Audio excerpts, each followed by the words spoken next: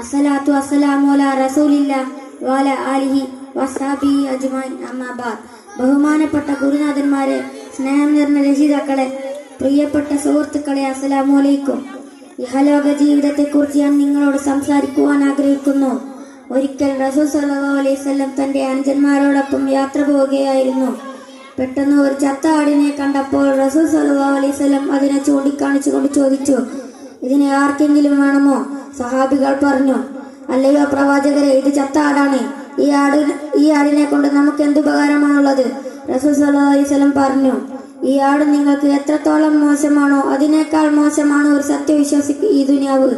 ഈ സംഭവത്തിലൂടെ പ്രവാചകൻ പറയുന്നു, ഒരു വിശ്വാസിക്ക് ദുനിയാവിൽ കൊടുക്കേണ്ട വിലയാണ് ഇവിടെ പഠിപ്പിക്കുന്നത്. ഇന്ന് സമൂഹത്തിൽ പലരുടെയും ജീവിതം പരിശോധിച്ചാൽ അവർ വില കൽപ്പിക്കുന്നത് ദുനിയാവിലെ ജീവിതത്തിന് മാത്രമെന്ന് തോന്നിപ്പോകും.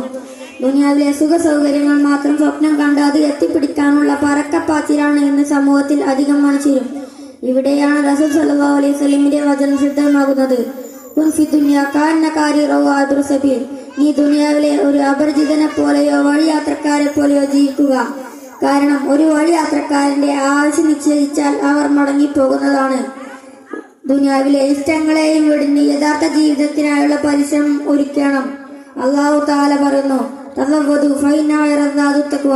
നിങ്ങൾ പാതയും ഒരുക്കുകയും ഏറ്റവും നല്ല പാതയും അത് തഖ്വ ആകുന്നു.